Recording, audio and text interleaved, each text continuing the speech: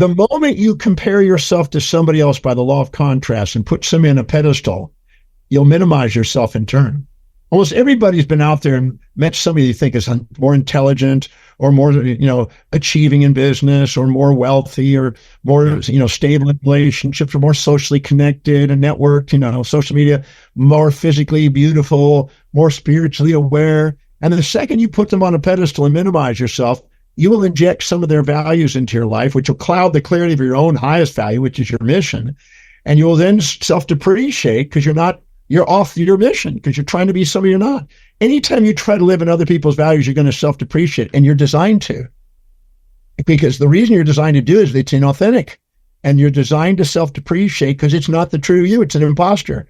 The moment you go back to priority, go back to yourself, not judge them, not put them on pedestals, don't put yourself in the pit, have reflective awareness, you re-empower yourself, your self-depreciation just dissolves. And the second you set up a fantasy to live in somebody else's values, instead of your own, you're going to automatically beat yourself up. You're designed to, as a feedback to let you know, again, you're off track. You're not being authentic. Get back to what's your highest value, what's truly important to you, what's truly meaningful, what inspires you spontaneously, and quit trying to be second at being somebody else. And quit trying to, think you can improve upon the magnificence of who you are. I just got a full-bodied chill because I was reminded maybe 5 years ago, I know you've studied very deep in the depths of Greek philosophy, and the river Lethe is where we all drink from the river of forgetfulness, right? We forget who we are in Greek philosophy and mythology. And I feel like what you're sharing with us is a practical tool. This is not a pie in the sky tool. This is a very life-changing practical tool that'll allow us to actually remember who we are. How does that concept play out in you from your studies in Greek mythology? Perfect. It's an exact thing. As Plato says, it's not that we don't need to learn something. We need to forget the bull out there that we've attached. Yes. The Nobel Prize winner, Paul Dirac, I remember I was 18 years old and I read The Principles of Quantum Mechanics by Paul Dirac. And he said, it's not that we don't know so much. We know so much that isn't so. And we have to shed the illusions. We've been indoctrinated by the moral hypocrisies about how we're supposed to be instead of who we are. And we're trying to live in the ought tos instead of the is. And we're not realizing that the is of who we are is more magnificent than the ought tos that we're supposed to be. Alistair McIntyre, who wrote the book on history of ethics, and he basically showed that most of the moral hypocrisies are things that nobody lives by, but people think they're supposed to. And then the universal laws nobody violates, but the human laws nobody lives. So I try to look at the universal laws and incorporate it in my life, and that's where symmetry and elegant beauty of perception is reigning. That's when we see things both sides. You really don't, when you infatuate with somebody, you don't really know them. When you resent somebody, you don't really know them. When you love somebody, you get to know both sides of them simultaneously. And that's where the power is to love people and love yourself. Look in the mirror and own all of you. See, I always say at the level of the essence of the soul, nothing's missing in you. And at the level of the existence of the senses, things appear to be missing in you. The things that appear to be missing in you are all the things you're too proud or too humble to admit what you see in others inside you.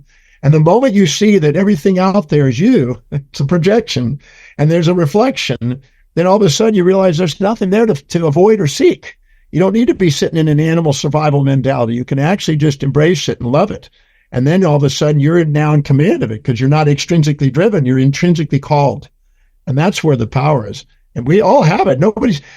People think they miss out and they think they need improvement, but maybe they just need to wake up to their magnificence.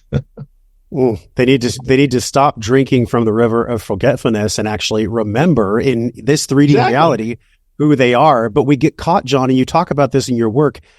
They get polarized in their perspective, and they get in this dynamic with this false dichotomy of seeking and avoiding. Can you expand on that? Oh, yeah.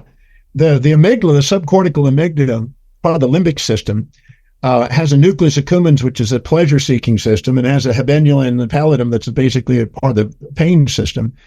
And so it's looking for prey, for food, and it's pleasureful, and it's anabolic, and it builds you, right? And then there's pain, and it's catabolic, and it's a predator eating you. And so it's basically, in order to survive, it fears the loss of food, and it fears the gain of predator. So it lives in survival. When it does, in order to capture the prey and to avoid the predator, it has to accentuate and distort things and generalize it to create enough adrenaline to be able to run fast enough to capture it and run away from something. So we distort our reality with the amygdala, and we basically sit there in survival, And the amygdala is designed to assign valencies and misperceptions to things, and it keeps us in this bondage. And anything that you infatuate with, again, will occupy space and time in your mind and run you. Think about a time when you're really, really infatuated with some babe, right? And then you couldn't sleep at night, or very resentful to somebody, you couldn't sleep at night. So any degree of distortion of extreme attraction or repulsion distracts you, and is the impulses and instincts that survival that keep you from being graced, inspired, present, loving, and really enthused about what you're doing. Peter Lynch wrote a book, One Up on Wall Street back in the 90s. And he said, after I do quantitative and technical analysis on my stocks, I then go visit the companies that I'm considering buying stock in. And I go visit them. And when I go there and I introduce myself to all the people that work in the place, I'm looking for people who are grateful for their job, loving what they're doing, inspired by the vision, enthused in their work, present when they're working, and certain about their skill.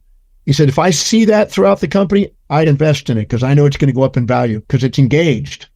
And we all can be engaged and go up in value and raise our magnificent self-worth and contribute and exemplify what's possible if we take the time to be authentic. And the authentic us is when we live by priority and dedicate to the highest priorities, and not other people's, but our highest priorities, and delegate the rest and give job opportunities to others who love doing what we want to delegate, and then do what we love in a way that has sustainable fair exchange and fair exchange with people. So we're remunerated and rewarded economically so we can delegate and live an inspired life. I teach people that every day. And I basically teach research, write, and travel. That's it. Everything else is delegate.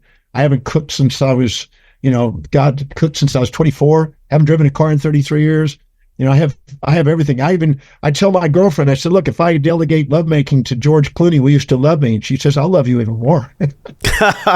Okay. It's so interesting because I think about the young man that was in the tent and the vision that you had. Paul C. Bragg met with you, and y'all know this because the Bragg is really the most powerful ACV on the planet. And so when Paul Bragg was inspiring you, you had a vision, John, and that vision allowed you to see in some way, maybe not completely, John, but in some way, where you would be now. You saw yourself speaking. You saw yourself teaching about the magnet of two sides, about people getting stuck in the seeking and avoiding. Did you ever in your wildest dreams imagine that it would be you here in this moment now and all the things that you've accomplished? Was that real for you back then, just as it is now? What I saw, I just pulled it up. That's why I was flipping through something here. When I was in Melbourne, Australia, probably about 12 years ago, I was speaking to about 1,600 people there in Melbourne at one of the high Hiltons, I think it was. And after I did, I shared a story about what it was like when I was 17, when I nearly died and I met Paul Bragg. And I got really inspired and I got teary-eyed when I shared the message. And afterwards, I was signing books and, getting pictures and stuff. And this guy comes up to me and says, Dr. Demartini, I really was affected by your speech today. Would you be willing to let me paint your vision? And I said, sure. He says, I'm a painter, and I didn't know who the caliber of this guy, but he's a very famous painter. He said, I'd like to paint your vision. So he did. And he captured the vision that I said that day. When I said it, he saw it.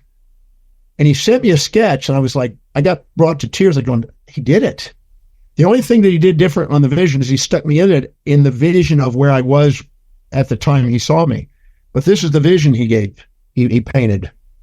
Wow. So there's a massive, for those of you listening, there's a massive, almost looks like Spain or some huge courtyard with hundreds of thousands of people. And then is that you speaking? Yeah, that's me. And what it is, it's 1 million people in a giant square, about 40 people on a balcony, 40 feet above it. And there's an iconic building from every major city around the world. And the name of the painting is A Man on a Mission with a Vision and a Message. It's 5 foot by 4 foot, and it sits in my office. That's what he painted for me and sent that to me in that frame as a gift. So beautiful. And what is his name? His name is Andrew Tischler. Andrew Tischler. Okay. Shout out to Andrew Tischler.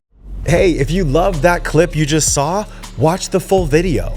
That clip was just a taste, just a piece, the tip of the freaking iceberg of what you just witnessed and what you just felt. Click the link on this screen, subscribe to the podcast, click the link on this screen if you're vibrating, if you're resonating, if you feel what I'm putting down.